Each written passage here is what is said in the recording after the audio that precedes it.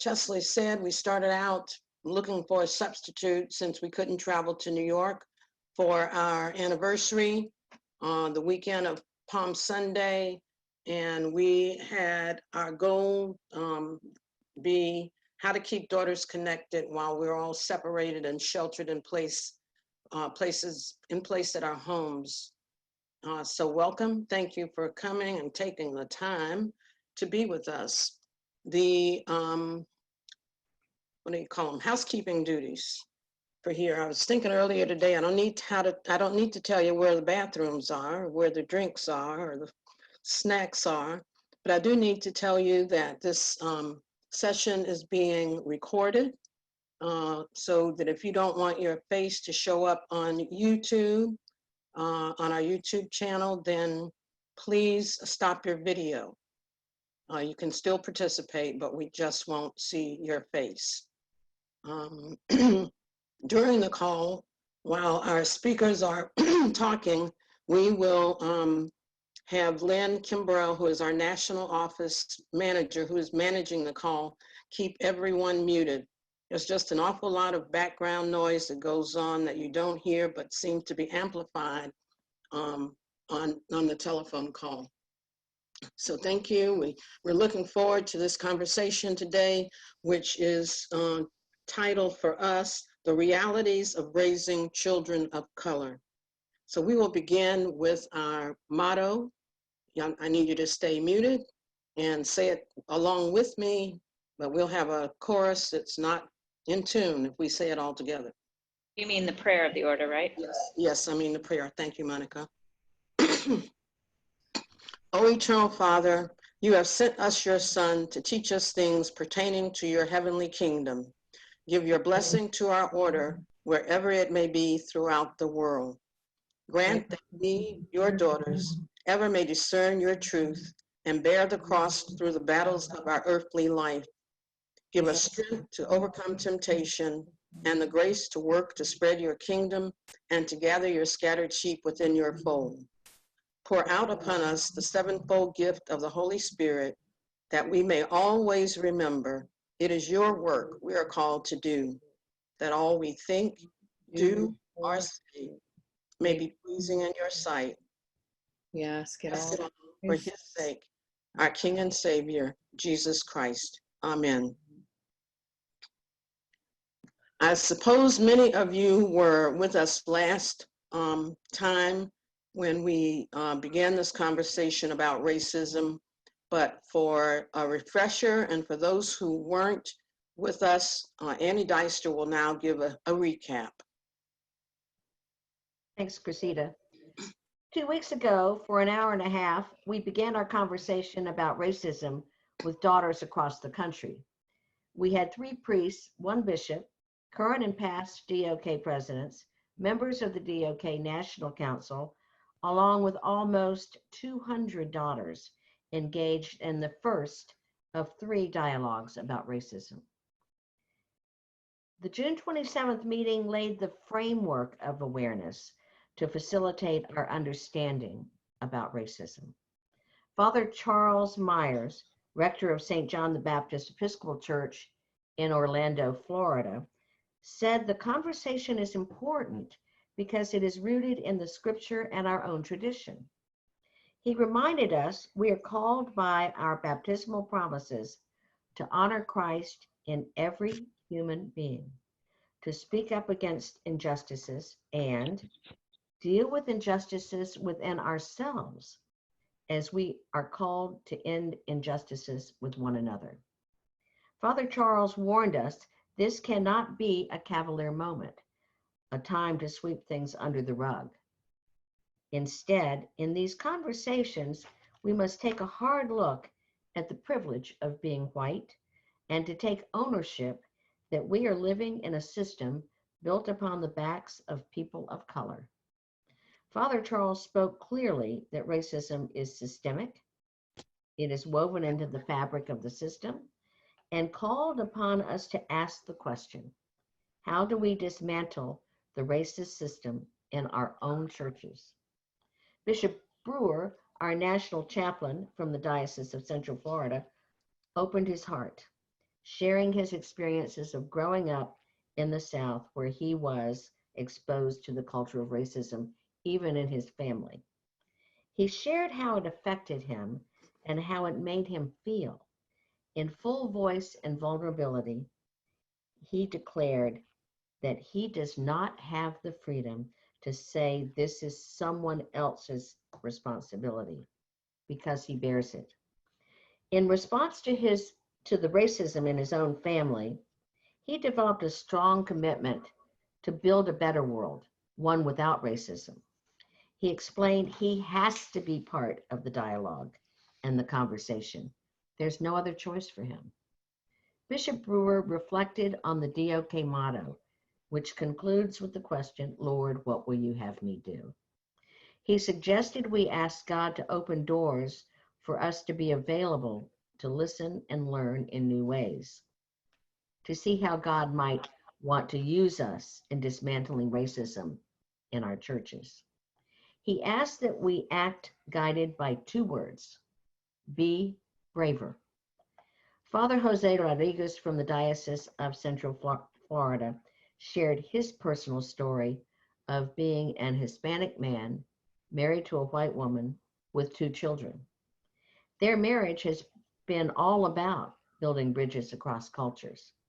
He said they don't have the option of living in one culture or the other. Father Michael Sells from New Mexico softly told us about the incidents of injustice and discrimination occurring off the Native American reservation.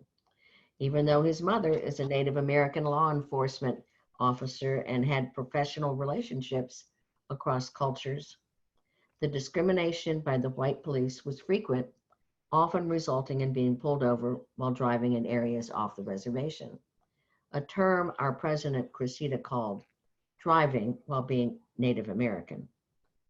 Those messages and sharings sparked questions and comments from many daughters joining the conversation. For one, it was the challenge of a white family adopting a Chinese daughter who later married an African-American man and having children together. Another reflected on the message of love thy neighbor and how racism is contrary to loving thy neighbor.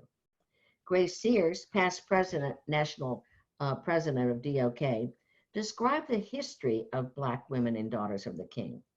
She spoke of a long period of invisibility for women of color, showing us the first photograph with women of color taken at Triennial in 1925. She chronicled the slow progress of more women of color discovered in her review of pictorial archives, highlighted the recent leadership roles, and culminated with the first African-American president of DOK today. One daughter spoke briefly about addressing racism in dialogue with white people. She said it is exhausting to have to protect yourself as a person of color to be acceptable in the white world and at the same time being asked to educate the white world about racism. She is astounded to learn that so many white people around her are expressing now how they realize what's going on. She's astounded because it has been visible in plain sight for centuries. Brenda closed by describing what today's program would cover. She said it will create a safe place for safe conversations about a difficult subject. She gave us homework to look up and learn the 11 terms we need to know about racism. She asked us to listen to Marvin Gaye's song, What's Going On, which begins, Mother, mother, there's too many of you crying. Brother, brother, brother, there's too many of you dying. The overall message we heard on June 27th is that change behavior begins with listening to bring about understanding and healing. Let's listen and learn together today. Brenda will now lead us into conversation about raising children of color in this second conversation about racism.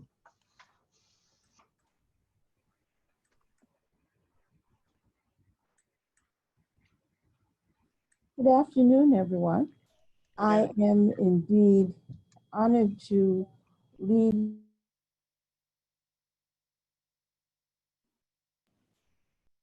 Brenda, you need to unmic yourself, unmute yourself. Okay, can you hear me Yes. now? Yes.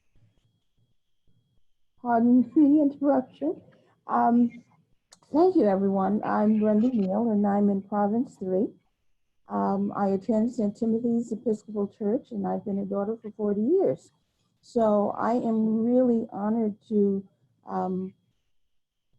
lead this second part of our conversation, Living in a Race-Conscious America.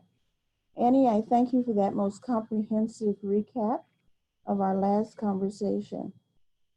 I'm sure most of you will agree that talking about race and racial relations can be overwhelming and sometimes intimidating on many levels, but it's necessary. Talking about race matters. Everyone has a racial identity, and this identity makes a major impact on all aspects of our lives, especially in a race-conscious America. Race is a defining factor in how we live, where we live, and everything that we do.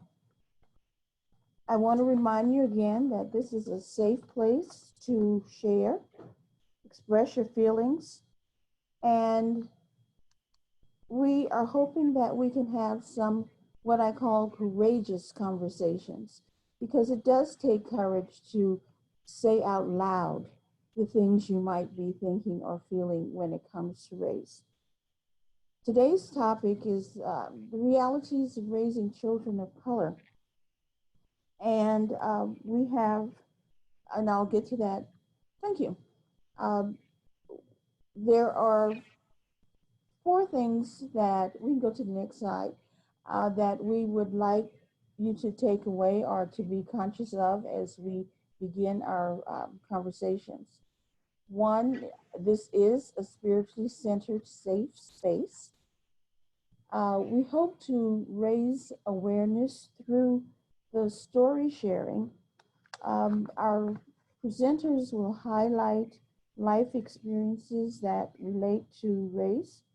And from these experiences, we very much want you to be able to reflect, to gain some insight that will serve as second point, education.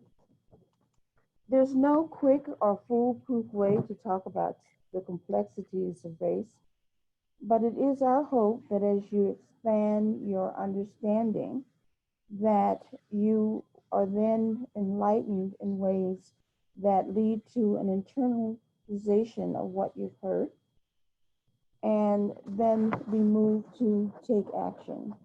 You know, the last line in our motto says, "Lord, what will you have me do?" And I truly believe that change behavior begins with listening to understand, that listening to understand will lead to personal reflection, that these reflections will promote healing, and that healing will lead to actions that bring about positive, caring relationships. The next slide. Today, the parents who will be sharing stories include Cynthia Muse, who is on the Strategic Planning Committee, the Right Reverend Kim Lucas, who is the Bishop of Colorado, the Reverend Deborah Jackson, Dr. Deborah Jackson, who is the junior daughter's chaplain, and I will facilitate the conversation and speak to you sharing some of my experiences last. The conversations will be aligned in a way that will include personal and family introductions, sharing our personal experiences in terms of our early life and when we had to have that first talk with our children, what was it like, and what our current conversations are. And then there'll be some closing thoughts. Again, our topic today is on the realities of raising children of color. So we'll get started and we'll share in the following order. Cynthia will present first, then we ask Bishop Kim to share, Mother Deborah will share, and finally I will do some sharing. So as we get started, Cynthia, if you're ready, the mic is yours. Good afternoon. Good afternoon. Good afternoon. I'm Cynthia Muse, a member of the St. Thomas chapter of Daughters of the King, seated in Philadelphia, Pennsylvania, at the African Episcopal Church of St. Thomas, which was founded in 1792 by a slave, the Reverend Absalom Jones. I have served daughters at the local level, at the diocesan level, and thanks to Kathy Paulo and Jen Mariano, now at the province level. So, I have the blessings of being a mother, a grandmother, and a great-grandmother. I begin this afternoon with an excerpt from a July 4th, 2020 letter to the Episcopal Church USA from the members of the church's racial reconciliation team. And I quote, "On this day, July 4th, our country celebrates its independence. Our Episcopal Church also marks this as a major feast day, a day to pray in thanksgiving for the founders who won liberty and lit the torch of freedom for nations thus unborn," end quote. Yet we must ask, what is the meaning of freedom in such a time as this, when the COVID-19 pandemic disproportionately ravages Black, Brown, and First Nation communities? Communities suffering the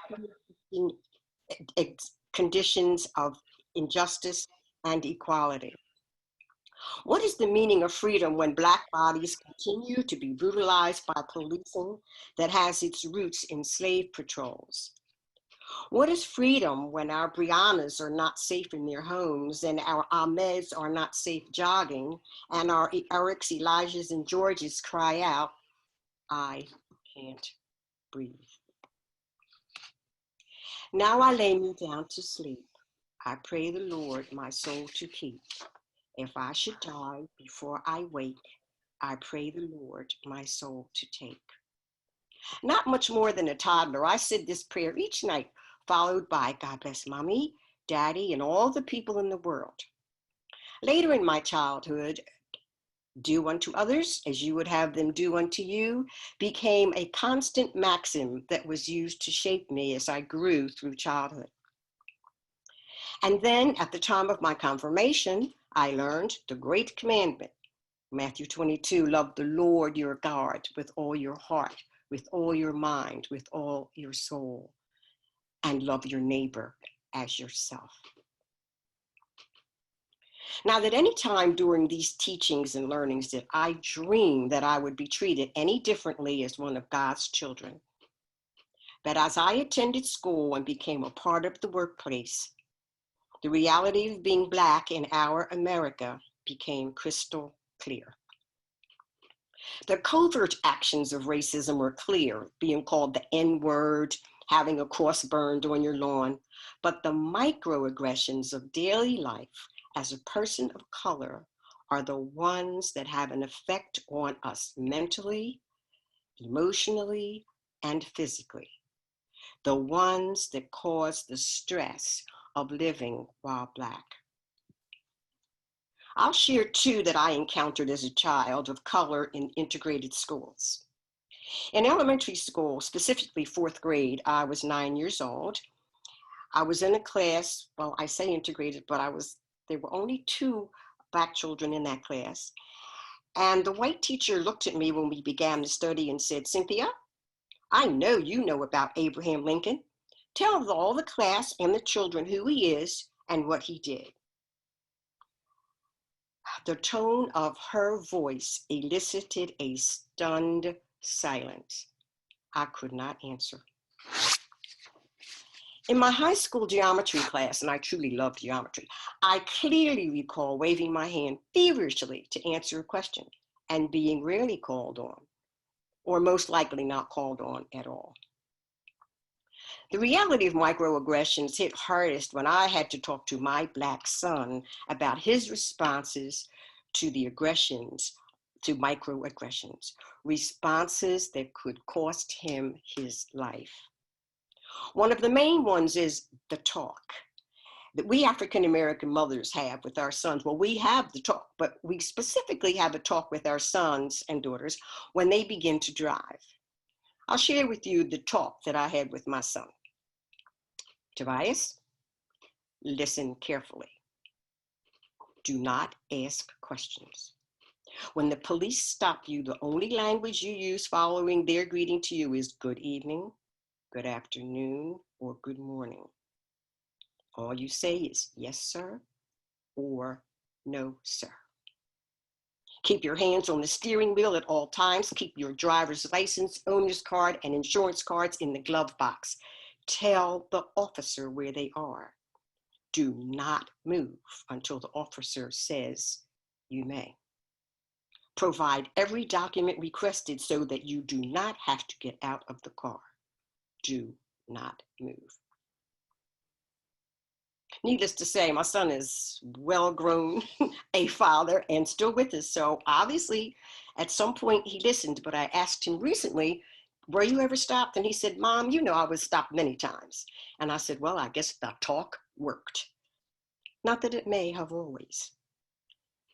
A microaggression is a subtle behavior, verbal or nonverbal, conscious or unconscious, directed at a member of a marginalized group. Chester Pierce, a psychiatrist at Harvard University, first introduced the term microaggression in the 1970s. In many cases, these hidden messages may invalidate the group identity, demean them on a personal or group level, communicate they are lesser human beings, suggest they do not belong with the majority group, threaten and intimidate or regulate them to inferior status and treatment. What do microaggressions look like?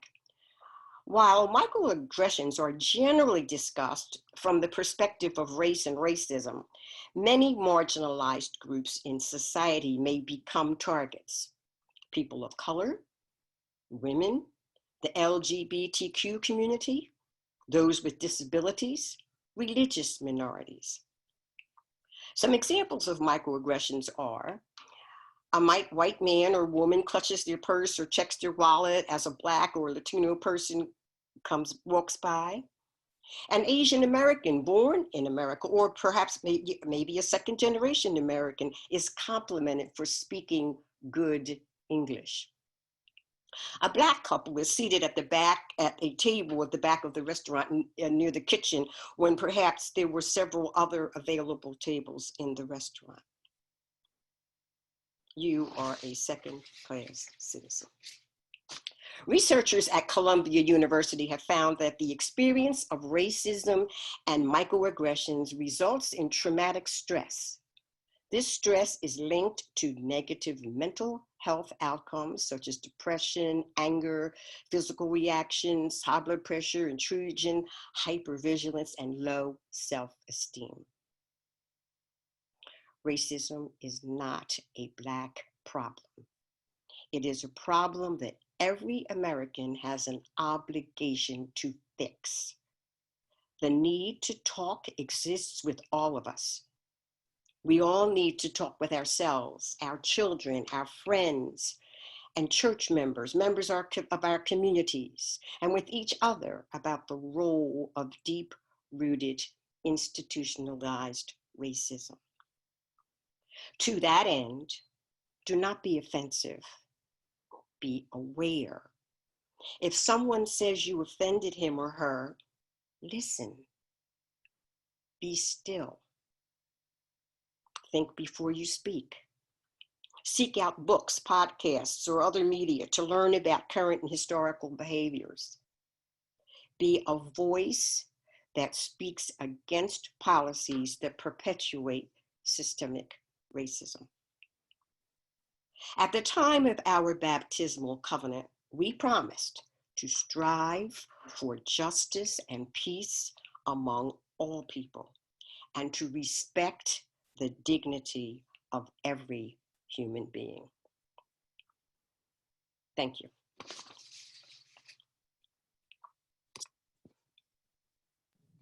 Thank you, Cynthia. We appreciate your sharing and your insight. Reverend Kim, I saw you earlier. I am here. Great. Ladies, this is Reverend Kim, the current Bishop of Colorado, and she'll present next. First, let me begin by saying thank you for this opportunity, and thank you for this work that you are doing as Daughters of the King. I've always felt that the prayers the Daughters of the King say all the time are on behalf of the whole church, and that you're having this conversation, I also believe is a portent for the whole church. And so I thank you for the work that you are doing, and I thank you for the opportunity to talk with you. I'll begin by saying that I have a rather unique Southern upbringing. I had a rather unique Southern upbringing, and that is because I grew up between Fort Bragg Army Base and Pope Air Force Base. And so growing up in the 70s, my world was a very multicultural world. It was a very inclusive world.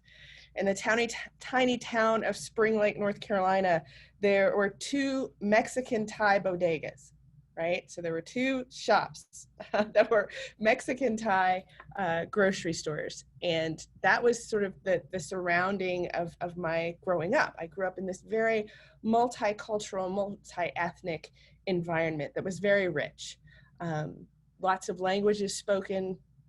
My friends, you know, I had friends who were of all sorts of mixed parentage. And so that was a unique way to grow up. But I was also very aware, my mother taught me from a very young age, that that bubble was exactly that.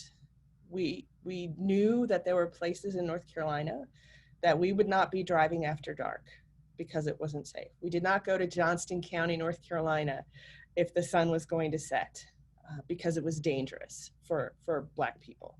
And that was drilled into me early on. As it happened, I will ask Monica if you'll put up the first picture.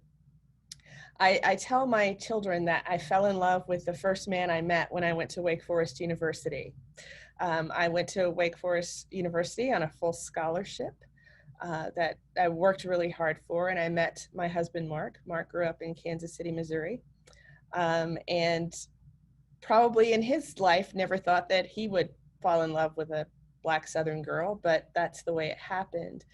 And so if you talk to my husband, he will talk about our life together as being 32 years of intense racial reconciliation dialogue, because it took all of that work.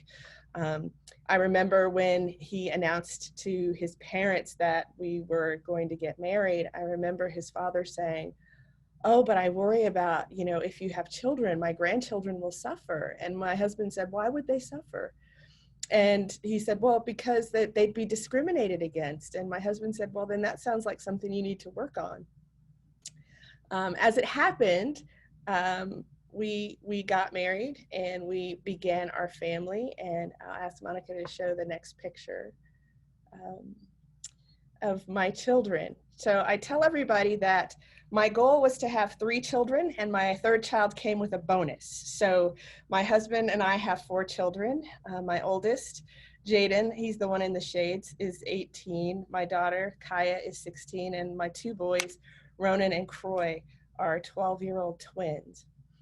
And when I talk about, you know, the conversation, when I was approached to have this conversation with you, what kind of conversation do you have with your children? And I have to confess, I have 2 different conversations with my children. I have a conversation with my older children who have very fair skin, who move around in the world and are often mistaken for another ethnicity than that which they claim. And I have 2 brown children who are very distinctly brown children. And so I've had to have 2 conversations with my children. The first conversation is the one that I have with my older children about the politics of skin color in this country and in this world. the politics of skin color that dictate that they will be given more grace and space than their brown brothers. I talked to my 18-year-old about being out and about with his best friend, Kevin, about the differences in their skin tone would dictate how the police interact with them. And I told him that it is his job. If the police, when we moved from Washington, D.C., if they were out in the city and the cops stopped him, that Jaden was to stand in front of Kevin because Jaden would be treated differently. And he actually came home one day and said that I was right, that I said, you do the talking, you just talk and things will smooth out. And he came home and he said, Mom, you're right. He said, they do treat me differently. And I said, and you have to leverage that privilege on behalf of your friends, because for them, it could be the difference between life and death.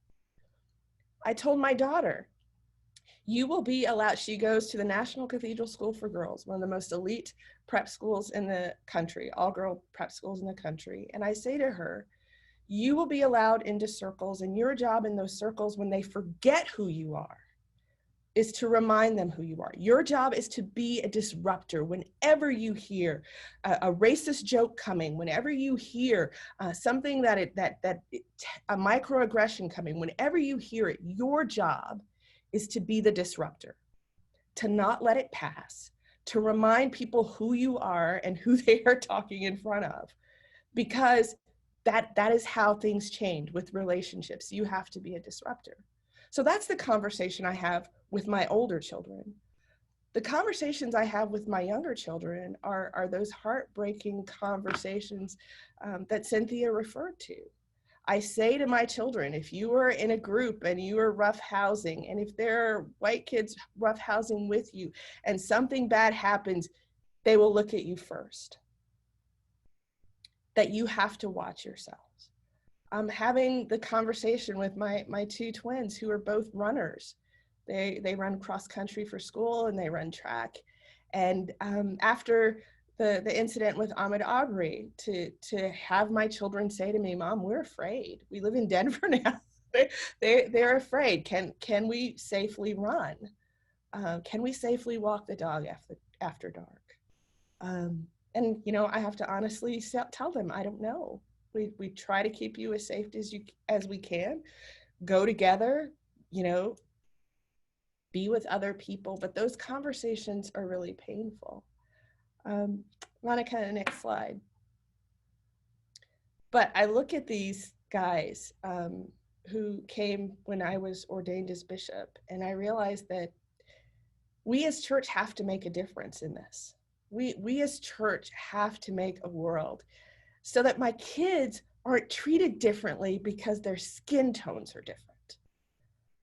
We have this charge, as our baptismal covenant that we seek and serve Christ in all people. And yet we live in a culture that perpetuates this idea that Black and brown men are to be feared.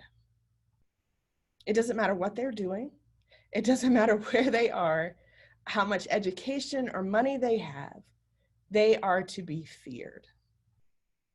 And part of the hard work, I think, at this time is figuring out how we break that narrative, how we disrupt that narrative, how we let the Holy Spirit be a part of our experience and how we are in the world so that we can be the disruptors of that fear-based narrative and make our world better.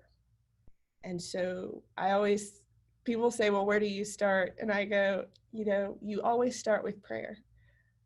The prayers of the righteous availeth much. And so you always start there. And then the next step is to say, I love that you say, Lord, what would you have me do?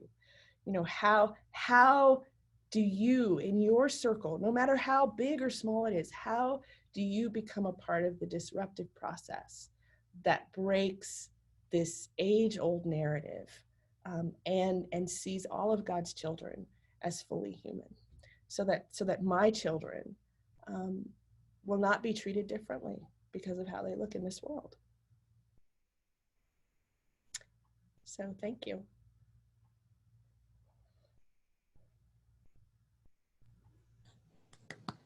Thank you, Bishop Kim.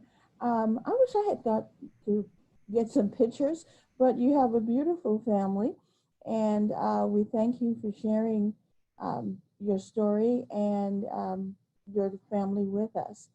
Mother Deborah, are you ready? I'm ready. Great. So I'm Mother Deborah. Oh, so go ahead. No, go ahead, please. Okay.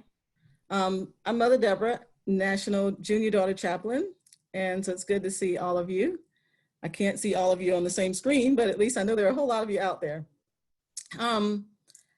So much that has been said is so familiar to me, but I'll start by saying that as a child, I grew up in a completely Black neighborhood, went to Black schools, all Black churches, and honestly just felt like, I mean, I had the happiest childhood and thought everything in the world was great and didn't realize even how poor I was until much later in life, when other forces started to show that to me. But there are a couple of things that were said that I want to point out that really resonated. And one was being a child in school, in all Black schools, and having textbooks that had names of other schools in them, and having teachers who would say things like, you've got to be twice as good in order to get half as far. And I didn't quite understand why that was, but I think it made me want to strive for that twice as good. And so I always really, really tried hard to achieve. There are two things that stick out from my childhood, though, that shaped the adult that I became.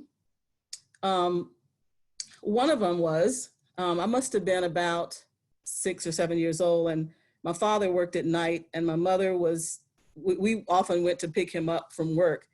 And so one particular night, we were in the car waiting for him to come out, my sister and my mother and myself, and my mother started crying. I mean, usually it was pretty quiet on the street, but we were sitting there waiting, and my mother started crying, and she said, "Get down on the floor." And we were confused. What's going on? What's going on? And she said, "Just get down and be quiet." And I can remember peering up through the window of the car and seeing there was a KKK rally. And there was just, I don't know how many, but just a wave of people. I didn't really understand at the time what was going on, but they had torches and they had on their white garb, and I saw them pass by, and my mother was just hysterical, but trying to muffle her cries. And it wasn't until much later that I fully understood what was happening that night. But I just knew that if my mother was that scared, that something really bad was happening, because it wasn't often that she cried, and it wasn't often that she was that scared. She was a very strong woman, and she taught my sister and myself to be that way too. So that was clear that something really bad. A second thing that happened, my family was on the way to, we were going out of town. My paternal grandfather was dying, and we were trying to get to where he was before he died. And we had an old car. I remember the car was it was a broke down car. We probably shouldn't have even tried to get on the road with it, but we did. And as it turns out, the car broke down.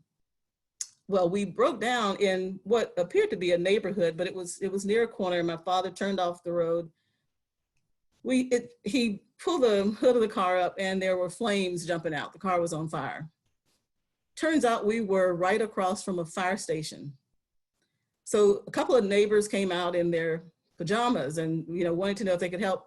And they went right back in and didn't help.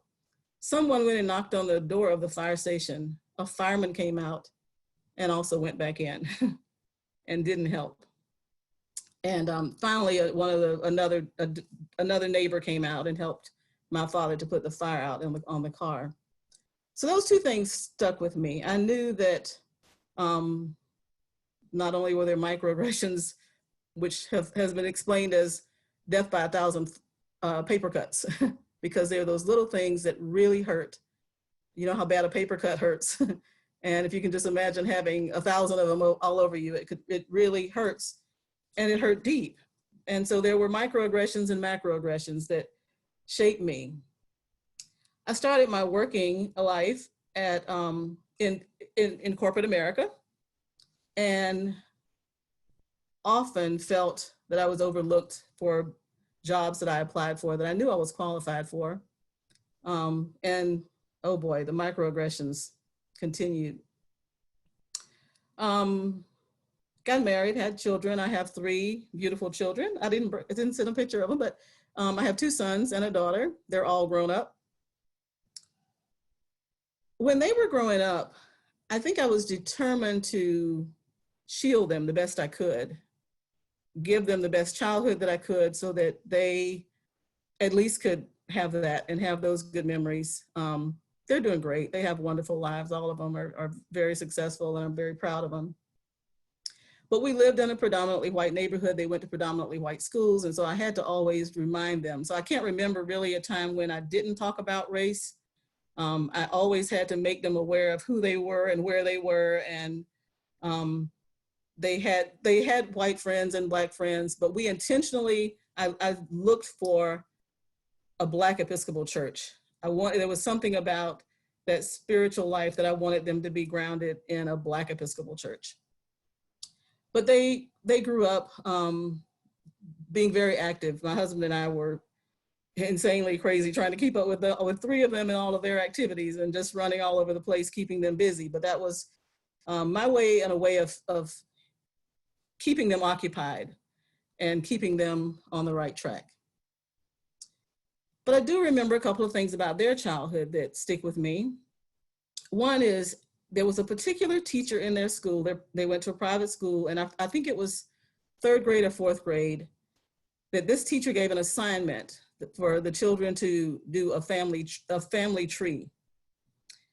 And my children, well, the first one, when he came home, he talked about how, you know, different ones could talk about their lineage back to George Washington and back to, you know, people whose name we'd heard of. And so I had a talk with the teacher. I don't think I did the first time, but when my second child came along through that grade and in that school and they had the same assignment, I had a talk with the teacher and said, you know, my children can't go back that far.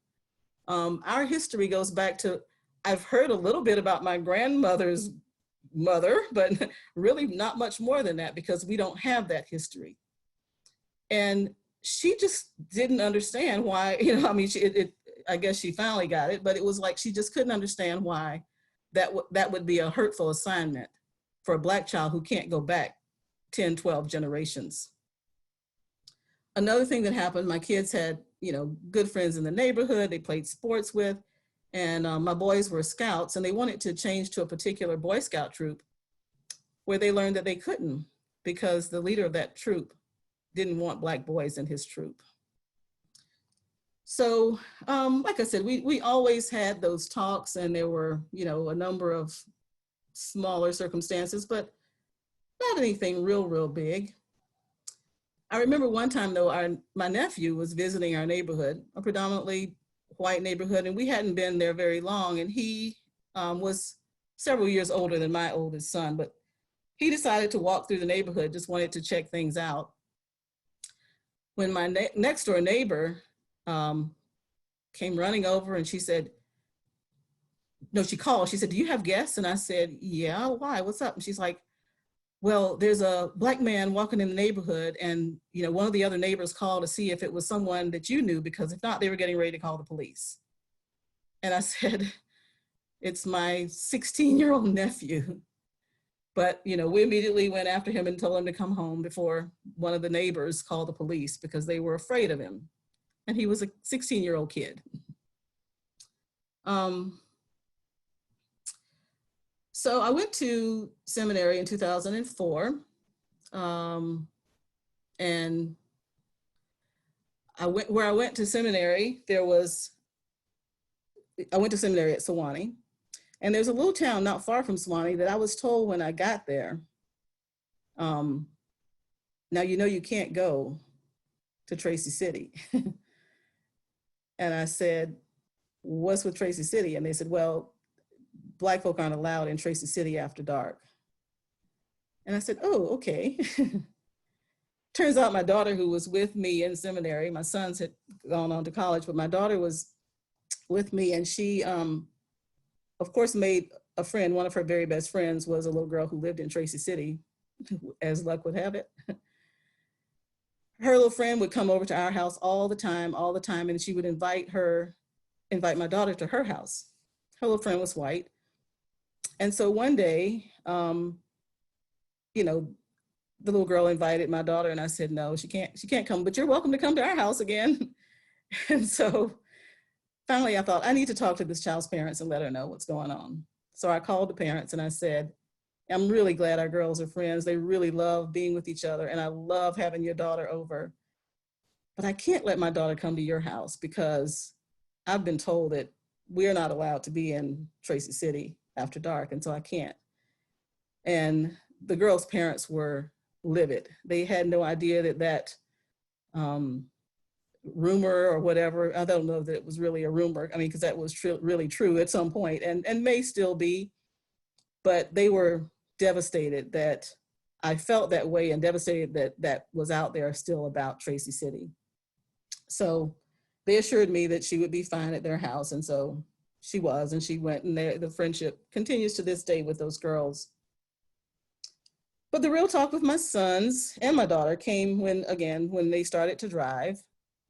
That's when I think it becomes the most important, because they're away from you and they're most likely to be stopped for something insignificant, but treated differently than they might otherwise be treated.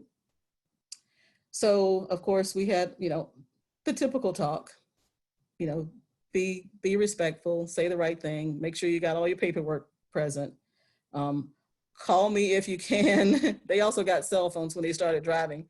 Call me if you can, even if you just need to leave the cell phone on so I can hear what's happening. But again, they're fine. They're doing great. I couldn't be more proud of them today. And I think what I would say is, yeah, I'm really glad we're having this conversation. I think we could go on with this topic forever and ever. There's so much to learn.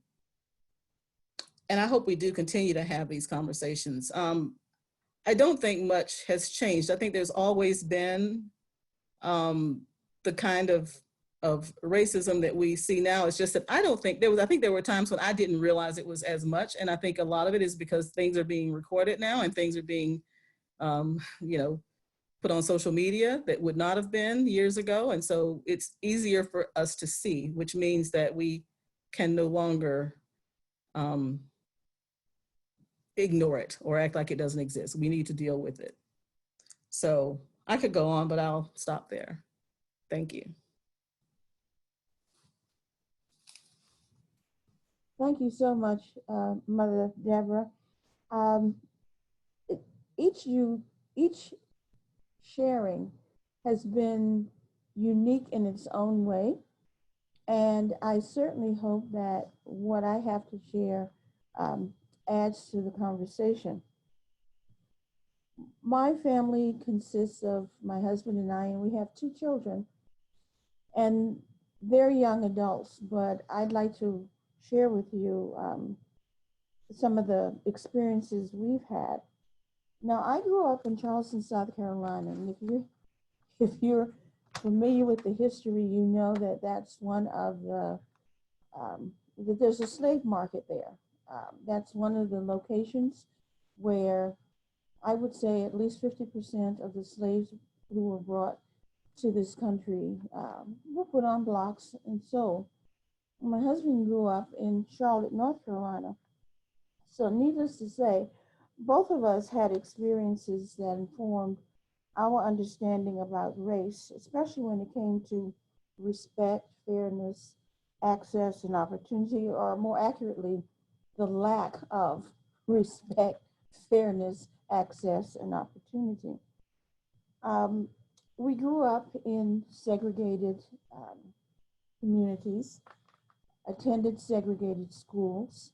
So we grew up in a segregated community, but very much protected by the community because we belonged to everybody that lived in the community. Anybody could correct you. And if you dare pass someone without acknowledging them, your parents probably knew about it before you got home. So then you had to answer as to why you passed so-and-so and didn't acknowledge them? So as parents, we realize that having moved from the South to the Washington, D.C. area, that one of our main responsibilities would be to prepare and fortify our children, because the microaggressions that Cynthia talked about would be more of the things that they would experience as opposed to the just blatant racism or discrimination. We realized that these policies and practices were really embedded in the environment that we lived in. As a child, I remember riding in the back of the bus. In high school, I remember being approached by a white woman. I was leaving school dressed in my school uniform, and she wanted to know if I wanted to come to her house and clean it. That's, you know, what she pretty much thought of me in terms of my trying to get an education. In college, I went to North Carolina Central in Durham. And on Saturdays, we would go downtown, and there was this little shop where we would get personal items, you know, stockings. You still had to wear stockings in those days. And as we were about to leave the store, the owner and manager came running, and she physically grabbed my friend and myself and pulled us back in the store. And we're like, okay, what's going on? Well, what was going on was one of those KKK rallies. The Ku Klux Klan, fully dressed, all of their paraphernalia, marching down the main street of Durham, North Carolina. So, you know, I realized at that point that while I had gone a little bit further north, that the ingrained racism and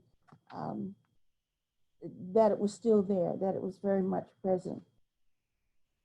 Danny and I were determined that we wanted to give our children a healthy racial identity, and at the same time help them to appreciate and respect others. And so we identified the major roles we would have to play as parents. And those three major roles really were provider, protector, and teacher. And it wasn't playing one or attending to one role at a time. You pretty much had to attend to all three of them all of the time. Of course, as provider, you're providing the love that and showing the love that they needed, giving them the basic necessities, food, shelter, and guidance. And protectors, you had to have them feel secure in the environment that that they were living in, and physically and emotionally and spiritually. And the biggest but the biggest responsibility was that of teacher, because you really are your child's first teacher. And we had to teach things that the character building, making sure they had a positive and a healthy self-image and self-concept, and building that self-esteem, and not forgetting the importance of self-control, accepting responsibility, being respectful, the confidence building that they would need to maneuver the environments that they would be in, and to establish and maintain positive relationships. Now, as parents, we accept being and providing all that our children need, and we do the bonding and the nurturing, and understanding that they're really, truly, fully dependent on us.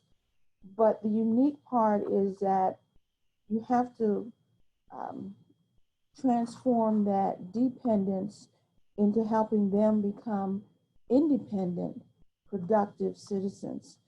And then how do you do that effectively? For us, it was spending a lot of time with them, sharing our experiences, talking, teaching, explaining, modeling, and being very honest and authentic with them about what situations were and what they represented.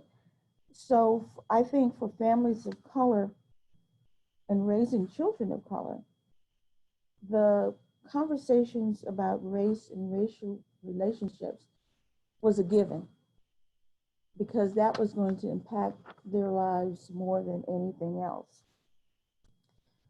And you have to have these conversations without making the world so scary that they don't want to participate or become shy and not participate. So children of color need to grow up experiencing the world as a place where they feel included and not invisible. You need to expose them early to a multicultural environment, and you cannot assume that they will be respected or judged on the content of their character. Parents have to balance teaching them what to expect and not allowing that to define who they are. We need to teach them that they're more than the color of their skin. And I share a little story. I hadn't written this one down, but my children are light and I'm the darker parent. And my son and I were in the mall one day and we got a little tired and we sat down. And this little girl walked up, and I could tell from the expression on her face that something was going on in her mind that she wasn't quite putting together. And I didn't realize what it was until she said, "I know why he has that mark on his leg." And I realized then that my very light-skinned son had a birthmark on his leg that's my complexion. And she told me, she said, "He has that mark so they'll know that he's your child." She was all of 4 years old, and I'm saying to myself, this kid's been introduced to racial differences and skin tone already. You know, for her to, I guess what was going on in her mind was, why does this woman have this kid who's such a different complexion? And when she found that birthmark on his leg, it clarified for her why he had that mark. So we have little experiences like that, not just only with adults, but we realize that at a very early age, children become aware of skin tone and differences. So we have to protect them. And like I said, it has to be done in a way that doesn't scare them, so that they fully participate in their environments. We made sure that we shared our family history, and in a broader sense, you introduce them to individuals who have accomplished things that are recognized in your community and in your country, in the arts and sciences and businesses, because they need to have that understanding of the broader society. And of course, the conversation changes. It starts at the early childhood years, and it changes and gets a little more sophisticated and a little more in depth as you go through the different stages of development.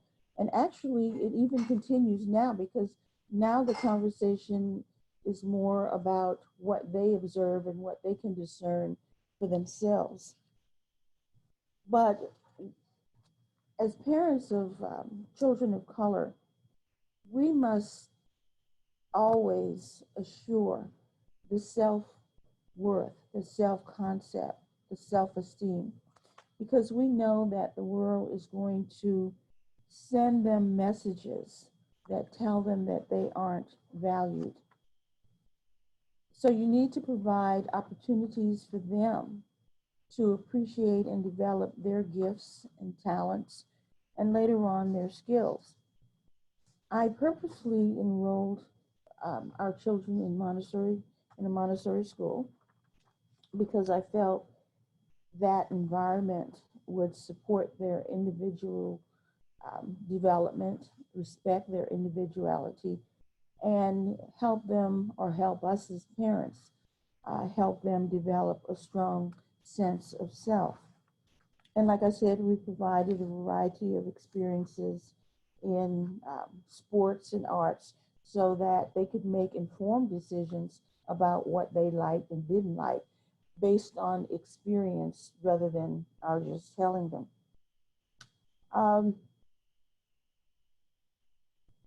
The other thing that's really difficult, or can be difficult, is teaching them all the names that might be used to refer to them, because it isn't a part of their everyday language. And when those terms are used, they're usually meant to hurt. And as a matter of fact, my daughter and I talked about it last night, but I remember the first time someone used the N-word to make reference to her. She was prepared to hear it because I had already said to her, you don't know when, but it will happen.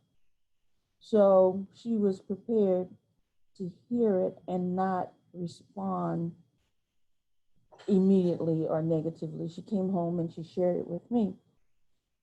But one of them, in addition to being hurt by the term, she was more hurt that it was a person she thought was a friend or viewed as a friend because they were classmates, they did things together, they were softball team mates. In other words, they had a relationship that she thought was respectful in both ways. And so she learned that it wasn't. And, you know, it's what's that expression, when somebody shows you who they are, believe them. So needless to say, that had an impact on her in terms of what that relationship became.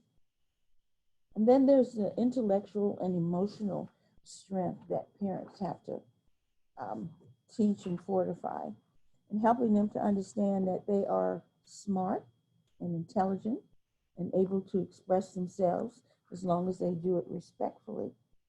And there is a difference in how they're graded and viewed in terms of their intellect. Our son did a science project measuring the acidity of rain internationally.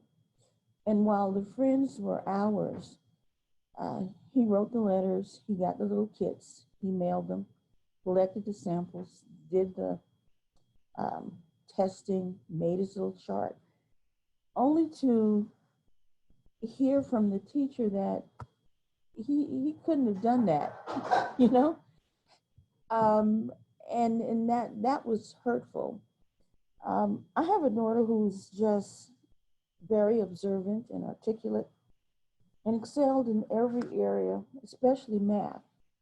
So a girl excelling in math, and she was in this science and technology program, you know, that just couldn't be. So she challenged respectfully information that she was being taught. And then, you know, we were told she asked too many questions. But those are the kinds of experiences that students, children of color, often have. And then that emotional and intellectual strength also plays a part in having them make wise decisions. I always told them that I wanted them to hear my voice when they got ready to make a decision. My go-to phrase was, there's no right way to do the wrong thing. And I figured as long as they could hear that, they would make wise decisions. And as someone said, as they get older and they get more independent, you do become more concerned, especially when they start driving, because you're going to check the tires, you're going to check the brakes, you're going to check all the mechanical parts of the car, you're going to make sure they've got their license and registration. But because of the profiling, you're more concerned about what can happen to them if they're stopped for some outrageous reason. And, you know, what we're seeing now is that you can actually lose your life while driving. And so we've had that talk, and several of the presenters spoke to that in terms of how you should act and what you should say. But we had one incident, and actually he wasn't driving, he was walking. And after a couple of blocks, noticed that the police were following him. And I'm grateful he didn't run. He continued walking at the same pace. And when he got home, opened the door and then turned around and yelled at the policeman, "Thank you for making sure that I got home safely." Well, he knew that wasn't why they were following him. And as a parent, I was just relieved that he yelled once he got home, as opposed to having done it in the street. But every family needs to have the conversation about race and what can happen. But when you're raising a child of color, it becomes even more important. And we all need to have that conversation, because I think all parents want the same thing for their children. Parents of children of color want that their children will be grounded in moral values with a strong sense of self that will help them cope constructively with life and its challenges. We want our children to grow up to be compassionate, productive citizens, respecting all humankind.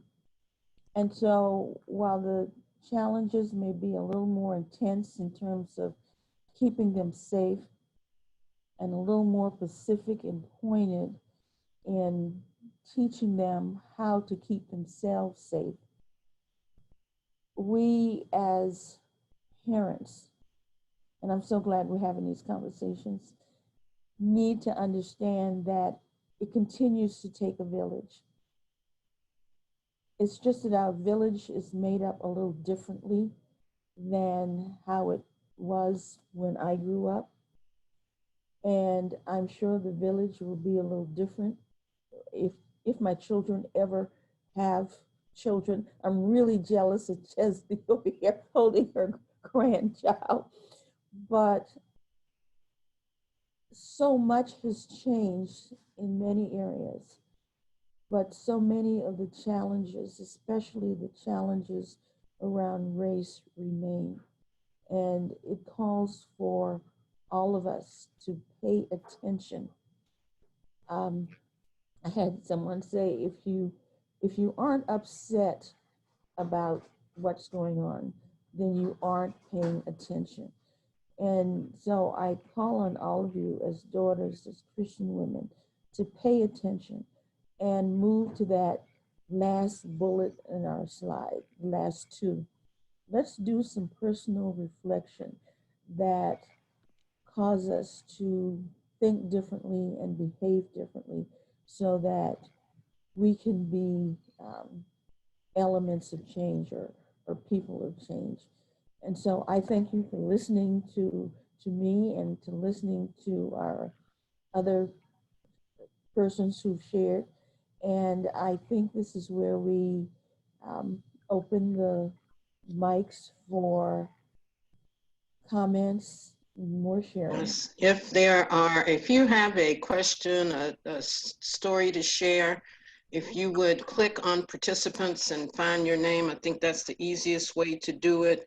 And you can raise your hand, and we will try to find you and recognize you and unmute you.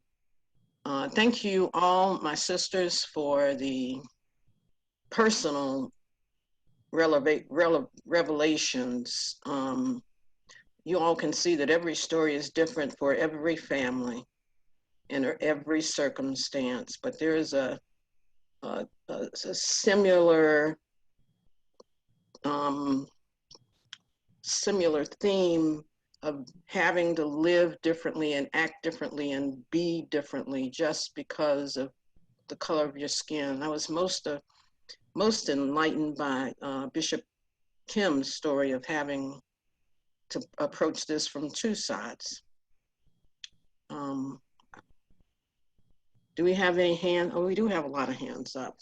Carlotta, and we just have about, we've gone a little bit over what time we wanted to, but I think it's been worthwhile.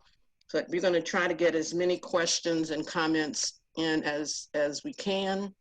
And please be aware that we, the committee, recognize that there are many different combinations of colors that women are, children of color that women are managing and raising now. We had the Chinese one. I know Mariana has children from South America. So there's a variety of combinations, but the committee decided to focus on Black, brown, mixed race children and Black mothers, because that is where the worry is primarily at now. So Carlotta, I'll give you about 3 minutes to share. Can you unmute Carlotta? Or, okay, go ahead. Good afternoon. Well, I had a similar conversation with my daughter about her math with a teacher, but now my son has two young ladies growing up. One of my granddaughters is going to be 12 in November, and he just had this conversation with her, and he broke down and cried, and he said, "Mom, I'm having this conversation with my daughter. Why do I have to have this conversation with her? You had this conversation with me." He said, "But my children are not growing up in a safe America. This is not what I want my children to see. I want them to be comfortable, happy, enjoy their life, and be productive citizens." But he broke down and he was in tears because he don't know what the future of his children are going to be in this society. Thank you, Carlotta. Michelle Lee. Hello. Hi. So I'm obviously not Black, and I don't have children who are Black, but I grew up in Nashville, Tennessee, before and after desegregation. So I saw what it was like when they were separate but equal. We know it wasn't equal, not by a long shot. And all the Jim Crow rules, I grew up during that. Then I also, when we pulled them all together, and what I found really disturbing, and I find it still pervasive, and I don't know how to address it, is the school systems wanting to sanitize children, to make them, you have to behave white. Yes, you can be a different color, but you better act white. And I think that is so damaging to the psyche and society, and I don't know how to fix that. That's just all I wanted to share. Thank you. Jackie? I don't know how to fix it either, Michelle. And I think I'm a few years older than you and saw them both and lived in, everybody's got a story. Jackie? Hi. Hi. I mute. I'm still new at all this. In the 80s and 90s, I was a single adoptive mom of two Latina daughters. And I was raising them in northeastern Colorado, which is at that time what one of my friends called Vanilla America. It was a very, very white environment. And I just wanted to say that I don't think I had a clue what white privilege was about until I saw the world through the eyes of my Latina daughters, and until I realized how very differently people related to them than they related to me, and how often it was that they were viewed with suspicion, they were viewed as somehow less than, until they were connected with me. And then all of a sudden, oh, they're okay, they have this white mother, you know? And I was just pretty appalled at that. I mean, they're okay without a white mother, you know, they're okay as who they are. And I had not a clue about any of that until I had really the privilege of raising these two wonderful daughters and seeing the world through their eyes. And I'm just so blessed to have been able to do that. And I think that that's something that a lot of us who are white, we don't think about that. It's just such a part of our lives that until we have an opportunity to look through someone else's eyes and see the world, we just don't get it. So. And kind of walk in their boots too. Exactly. Thank you. Ross is up next.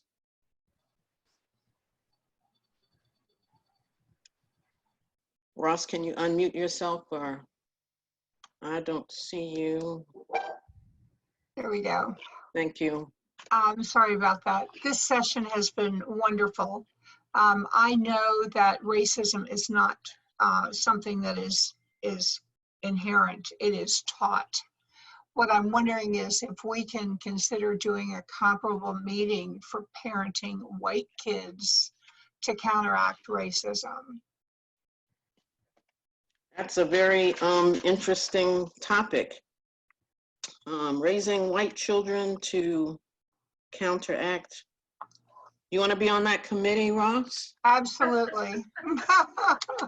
That's, if you give me an idea, I'm going to put you to work. Okay. We'll be in touch. Thank you. Min Young?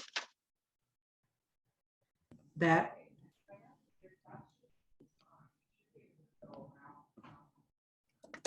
I'm going to fall right into the response of the last speaker, because we are having, this is at my location here, in my home location here in St. Augustine, we are having social justice conversations as well.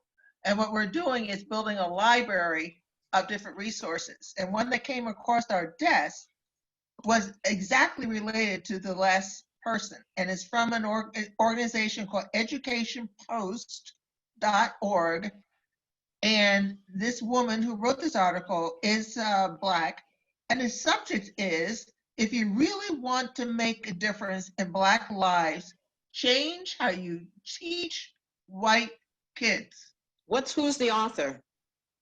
I don't have it right in front of me right now. I only have the website. Okay, so it's educationpost.org. I got that part.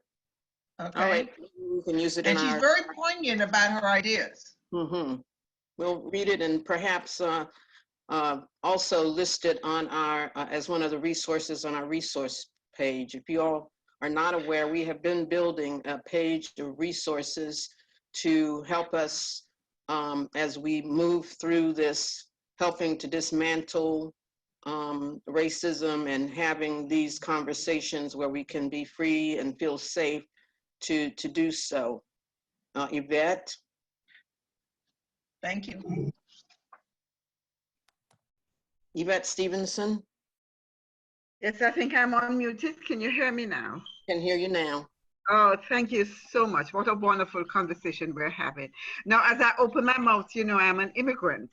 I worry about our immigrant children who grew up in their own country and have come here. They have adopted their own language, their own style as they go about. I'm down in Fort Lauderdale, and we have so many people from the Caribbean down here. These are the kids that I really, really worry about. Not that everyone else matters, but just when they open their mouth, oh, you're an immigrant, you might be an illegal immigrant.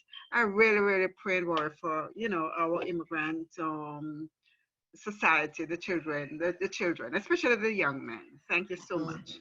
Yvette, I have to tell you that I grew up in Fort Lauderdale. I was baptized and confirmed and married at St. Christopher. Okay, all right. Yeah. And, you know, I marvel now because that church was built by immigrants from the Caribbean.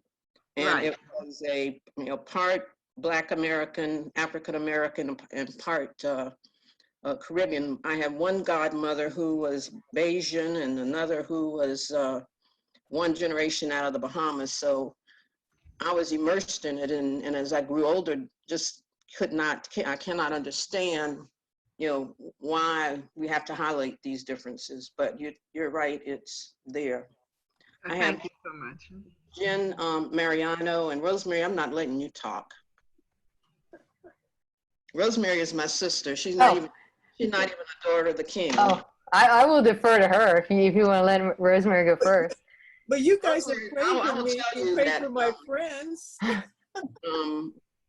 My sister's name is Rosemary Rothstein. She's a Jewish woman. She's married to Irvin. Fantastic. I just told her, I don't care what you are, you need to go to church somewhere. And they're certainly not going to let you in that Jewish cemetery when you die, if you don't convert to something. Jen, if you're short, then, and I love my sister. Right. Well, our daddy said there should be one religion in a marriage. There you go. True. Yeah. The only thing I wanted to say was it sort of connects what we're talking about in both the effects of racism and the physical manifestations of racism, and how that ties into the disproportionality of why Black and brown people are more affected by the SARS-CoV-2 virus. And that is, there's been a lot of study on how racism is linked to chronic inflammation and disease among African Americans and Latinos. Yes. So I just want to point that out, if I can put my NIH hat on for just a second, because as people of color are constantly, chronically impacted by racism, their bodies are always in a heightened state of stress, and that changes over time. That creates this inflammatory response. And under normal circumstances, that's a good thing to have. But when it's done over a long period of time, as anybody, any color, is under stress for long periods of time, you know what happens. You're more susceptible to sickness. You're more susceptible to higher blood pressure and stuff. But particularly people of color, higher periods of stress promotes heart attacks, neurodegenerative disease, and metastatic cancer. And as you know, we study cancer in Black women. When they get breast cancer, it's more likely to be metastatic. In Black men, prostate cancer is more likely to be metastatic. And when they're subject to viruses and bacteria, their bodies have a heightened immune response. So that's the problem. So what I might say to you ladies, my sisters, and to impart to your children, is to really work on your physical and mental health, to try to, I say this as a white person who has not had to deal with this, other stress maybe, but to work on taking care of yourself physically and mentally, to work on meditation, yoga, anything that's going to help you de-stress, take care of your body, take care of your mind, because that will help combat some of the physical things that you've experienced. Not that I'm just saying, if you can. And we know that for many of our African American sisters, they're in food deserts. So how do you take care of yourselves? How do they take care of yourselves physically to get the exercise and what have you? So I'd say if there's anything to try to help your children also just take care of themselves as much as they can, physically, mentally, as well as y'all do so perfectly spiritually. So thank you. Okay. Thank you. We are at 5:30 now, and we could have this conversation for hours, but I'm going to end the conversation now, and I'll talk to you on the phone, Rosemary. And we will go now to our litany for the day, which will be led by Nancy Severin. We want you to continue to mute yourselves and say the responses on a mute basis, but Jen Mariano will respond out loud for all of us. Nancy? Thank you, Cressida. And I know the conversation.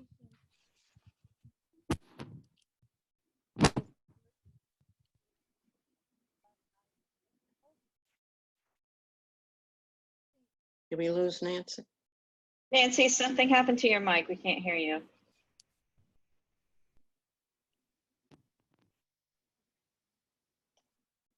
Ooh. It sounded like it got bumped or something, and there we go. You hear? Yeah, that's better. All right. I apologize. Wait, no. There we go. Is that working? Yes. There you go. So as I read the verse and then the response, I hope you pay attention.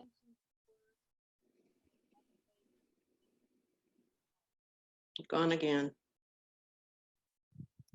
Nancy, check the connection for your, whatever your audio comes from. It's the connection to your audio keeps getting bumped and then we can't hear you.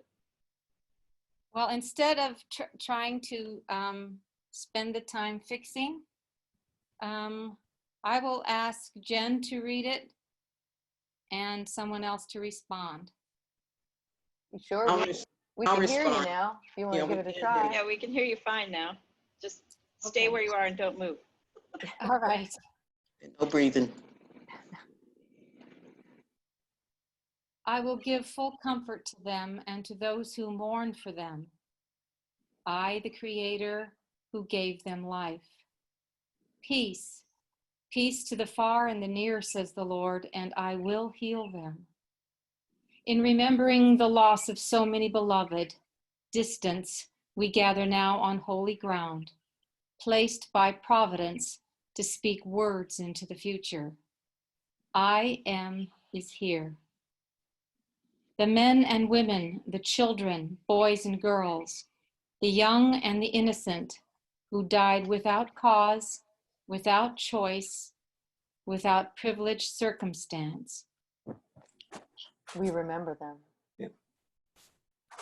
The son, the daughter, the brother, the sister, the wife, the husband, whose lives ended too soon, ended too violently, ended too powerless because of their color. We remember them. The children orphaned by brutality, the parents bereft by bigotry, the families torn apart by intolerance and injustice. We remember them. The spouses who lost partners, the friends who lost friends, this country's authorities who lost their direction and dignity. We remember them. The lost and regarded as least, the immigrant and the refugee, the displaced downtrodden, queer and the gay, the transgender and none. We remember them. The citizens and bystanders who screamed the injustice, who recorded ugly reality, who dialed for help in the helpless, hopeless, inescapable tragedy. We honor them. The people who rallied in peaceful solidarity, arms of equality entwined as truth marched in rhythm to the mantra of Black Lives Matter. We honor them. The EMTs and medical personnel, the pockets of people in relief stations who treated the injured, the beaten, and the tear-gassed. We honor them. The men and women in professions of protection who safeguarded, secured, trusted, and listened to the words said between the lines. We honor them. The churches that provided safe spaces, the clergy who stood together, worked together, offering comfort and resources. We honor them. The mental health workers, therapists, and counselors who hold the pain of the oppressed and offer guidance and support. We honor them. The thousands of mask wearers, frontline personnel, blood donors, volunteers, and philanthropists, the providers of food and water while a pandemic cripples the poor, unemployed, and all those on the margins in the midst of seismic change. We honor them. If there is to be any healing, it comes one by one, across the nations, heart by heart, recognizing each and every person as a beloved child of God. From the horror of a way of death and its prolonged effect on families. We release them. From the haunting of memories, videos, police reports, and autopsies' cold details. We release them. From the fears of uncertainty and vulnerability and the hopeless thought of things will never change. We release them. From the agonizing and paralyzing grief with no end in sight. We release them.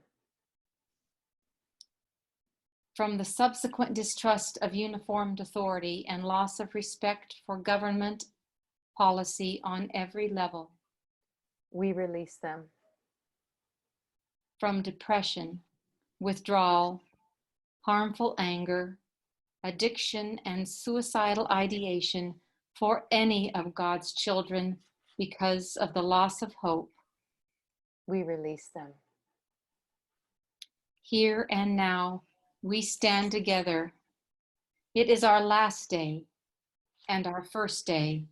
It is our only day. We are women of hope, not of despair. We are women of vision and prayer. We are women of service and action. This is our sacred vision. This is our vowed commitment. We hold a vision whereby a conversation about growing up has nothing to do with the color of a child's skin. We vow to make it so. We hold a vision where all one sees is love in the face and the eyes of the one we take the time to truly see. We vow to make it so. We hold a vision of healing even of the darkest memory, the deepest wound. We vow to make it so. We hold a vision of peace within our own souls, that it may penetrate the boundaries between us. We vow to make it so. We hold a vision that fear is not the first thing you will think of when you leave your home. We vow to make it so. We hold a vision where there is no question of who our neighbors are and what they need. We vow to make it so. We hold a vision where crippling poverty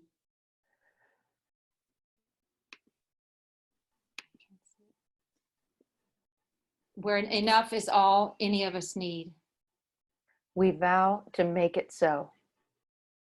We hold a vision where there is no questioning of who belongs, where they can live, what jobs they can hold, and who they can love. We vow to make it so. We hold a vision where love is life and gift, and it makes no difference who offers it. Join us to make it so. Eternal God, source of all life, it is to your strength and wisdom that we turn.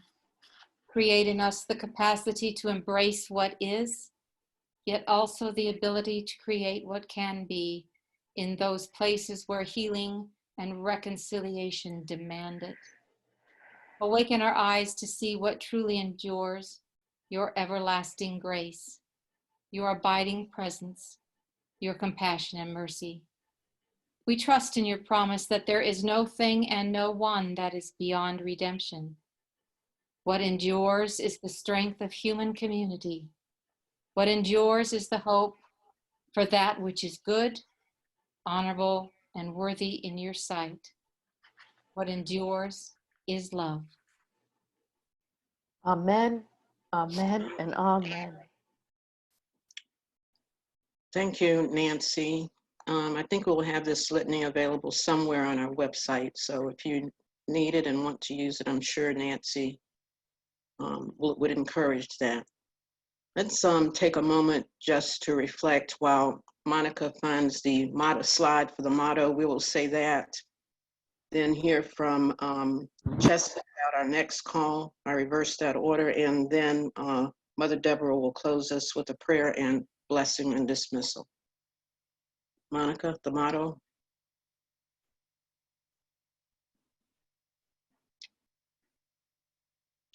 For his sake, I am but one, but I am one. I cannot do everything, but I can do something. What I can do, I ought to do. What I ought to do, by the grace of God, I will do. Lord, what will you have me do? Thank you all for your participation and involvement. We do welcome your suggestions, such as the one Ross made, and then your participation.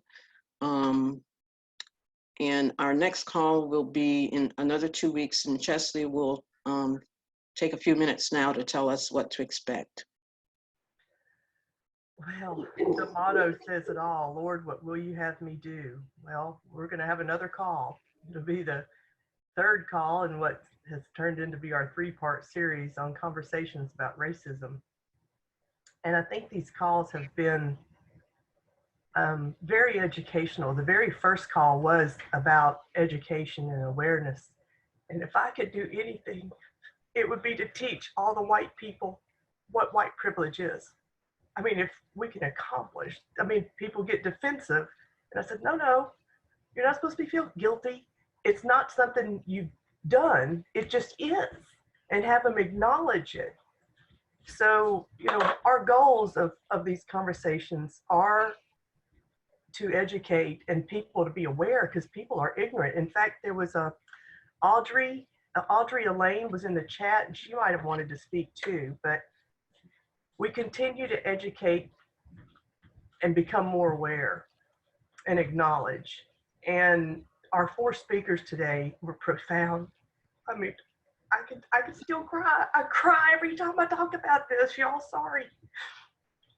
But the litany was beautiful. I mean, those are powerful stories that white people don't hear, don't experience, don't know. I had the blessing to be raised basically by a Black woman from the time I was 6 weeks old. So I grew up loving Black people. They were just like me. I went to her house and played, and I mean, I have not been racist. I love Leoya, and she raised me and taught me the N-word was wrong when I was 5 or younger. I said, well, what do you want to be called? She said, Black.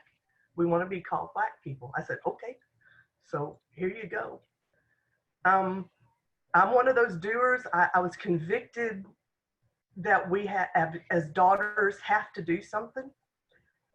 And I've been a daughter for 25 years, not as long as you, Brenda, but I'm working on it. 25 years. And I've always said daughters are prayerful, not political. So I was conscious of the fact of being accused of being political. And I stand on, we are women of prayer, and we take vows of prayer. And these conversations about racism are not political. They are prayerful, coming from a spiritual and a moral platform. And I'll stand on that, and I'll tell anybody that. So anyway, we're educating. It was very educational today. Cheryl Sims, I know you're out there somewhere, you know, when you spoke about not burdening the Black person with educating. I'm educated just by that. And so, and I won't. And I was hoping these calls weren't that. But white people need it, and so we are trying to do it and read books. I'm really supposed to be talking about the third call, and that will be July 25th, and we'll have more conversations. It's not exactly titled yet, but it's what we can do as daughters. And Ross, you jumped in with both feet with that educationpost.org and how to educate white children to not be racist. I caught that right. But we'll have other speakers, and we'll have other ways that we as daughters can dismantle racism. I love the word. I think Grace Sayers said it first in one planning, dismantle racism. Systemic, structural, all of it. So that's where we are on July 25th. I hope you're here. Bring your friends. And we're going to talk about it some more. And we're going to keep the conversation going. Mm-hmm. And we're going to keep educating people. So thank you all for being here. Thank you, speakers, for speaking, and Nancy for writing that litany. It made me cry. And so we just keep working. We keep talking, we keep working, and we keep trying to move forward for reconciliation and peace. I want. Great. Thank you, Chesley. I knew you were crying. I think Jen was crying too. Yeah. Make us all cry. Please share these invitations as you receive them to with your friends and chapter members. I think that we are, although we're sending out the invitation to nearly 20,000 daughters, I don't think they're all getting it through the magic of internet and email and Gmail and spam folders. Yeah, spam folders. Junk mail. So please share and invite them and encourage them to attend, because we all need this. Yeah, be part of the conversation. Mm-hmm. Gotta be part of the conversation. And thank you again, Mother Deborah and Bishop Kim and Cynthia and Brenda for being a focus of our conversation today. Yes. And now Mother Deborah will give us a closing prayer and a blessing to dismiss us. Okay. I'm going to do the prayer for the human family from the Book of Common Prayer, because I thought that just spoke to me after what we've been talking about. The Lord be with you. And also with you. Also with you. Oh God, you made us in your own image and redeemed us through Jesus, your Son. Look with compassion on the whole human family. Take away the arrogance and hatred which infect our hearts. Break down the walls that separate us. Unite us in bonds of love, and work through our struggle and confusion to accomplish your purposes on earth, that in your good time, all nations and races may serve you in harmony around your heavenly throne, through Jesus Christ our Lord.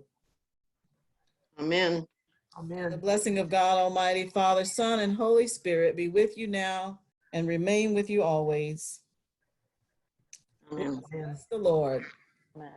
Thanks be to God. Thank you all. Okay. See you in 2 weeks.